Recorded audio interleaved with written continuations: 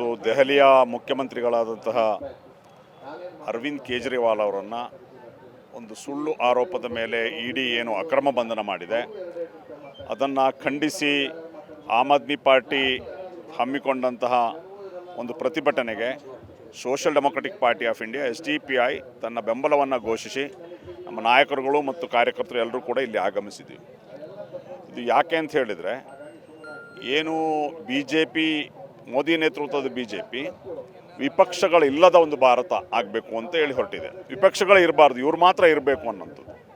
ಹಾಗಾಗಿ ಇವರ ವಿರುದ್ಧ ಯಾರೆಲ್ಲ ಧ್ವನಿ ಎತ್ತುತ್ತಾರೋ, ಇವರ ವಿರುದ್ಧ ಯಾರೆಲ್ಲ ಸಮರ್ಥವಾಗಿ ವಿಷಯಗಳನ್ನು ದೇಶದ ಜನತೆ ಮುಂದೆ ಮಂಡಿಸ್ತಾರೋ ಅವರನ್ನು ಹತ್ತಿಕ್ಕುವಂಥ ಒಂದು ಕೆಲಸವನ್ನು ಇವರು ಮಾಡ್ತಾ ಇದ್ದಾರೆ. ಆ ನಿಟ್ಟಿನಲ್ಲಿ ಅರವಿಂದ್ ಕೇಜ್ರಿವಾಲ್ ಅವರನ್ನು ಇವತ್ತು ಅವರು ಬಂಧಿಸಿರುವಂಥದ್ದು.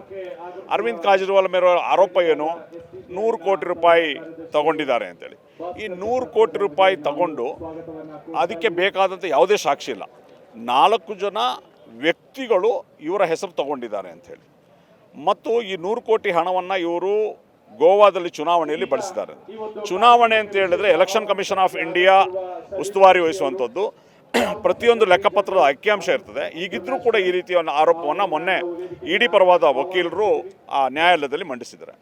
ಹಾಗಾಗಿ ಇವತ್ತು ಏನು ಅರವಿಂದ್ ಕೇಜ್ರಿವಾಲ್ ಅವರನ್ನು ಬಿಡುಗಡೆ ಮಾಡಬೇಕು ಮತ್ತು ಏನು ಈ ರೀತಿ ಸುಳ್ಳಾರೋಪವನ್ನು ಹೊರಿಸಿದ್ದಾರೆ, ಈ ರೀತಿ ಹೇಮಂತ್ ಸೊರೇನ್ ಅವರು ಇರ್ಬೋದು, ಮನೀಶ್ ಸಿಸೋಡಿಯಾ ಅವರು ಇರ್ಬೋದು, ಸತ್ಯೇಂದ್ರ ಜೈನ್ ಇರ್ಬೋದು, ಸಂಜಯ್ ಸಿಂಗ್ ಅವರು ಇರ್ಬೋದು, ಅದೇ ರೀತಿ ಹಲವು ನಾಯಕರುಗಳ ಮೇಲೆ ಏನು ವಿರೋಧ ಪಕ್ಷಗಳ ನಾಯಕರ ಮೇಲೆ ಈ ರೀತಿ ಆರೋಪ ಹೊರಿಸಿ ಬಂಧನ ಮಾಡ್ತಾಯಿದ್ದಾರೆ. ನಾನು ಇವತ್ತು ತಮ್ಮ ಮಾಧ್ಯಮದ ಮೂಲಕ ಪ್ರಶ್ನೆ ಕೇಳೋದು, ವಿರೋಧ ಪಕ್ಷಗಳಲ್ಲಿ ಮಾತ್ರ ಭ್ರಷ್ಟಾಚಾರ ಇದೆಯಾ? ಯಾಕೆ BJP ಮತ್ತು NDAಯಲ್ಲಿರುವಂಥ ನಾಯಕರುಗಳ ಮೇಲೆ ಯಾಕೆ ರೈಡ್ ಆಗೋದಿಲ್ಲ?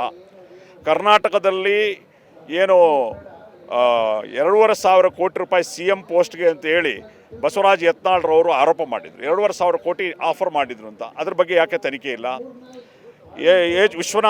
ಅಡಗೂರು ವಿಶ್ವನಾಥ್ರವರು ಆರೋಪ ಮಾಡಿದರು, ಭದ್ರಾ ಮೇಲ್ದಂಡೆ ಪ್ರಾಜೆಕ್ಟಲ್ಲಿ 2,200 ಕೋಟಿ ರೂಪಾಯಿ ಲಂಚ ಪಡೆದಿದ್ದಾರಂತೆ. ಯಾಕೆ ತನಿಖೆ ಇಲ್ಲ? 40% ಕಮಿಷನ್ ಅನ್ನೋಂಥದ್ದು BJP ಸರ್ಕಾರದಲ್ಲಿ ಜಗಜ್ಜಾಹೀರಾಗಿತ್ತು.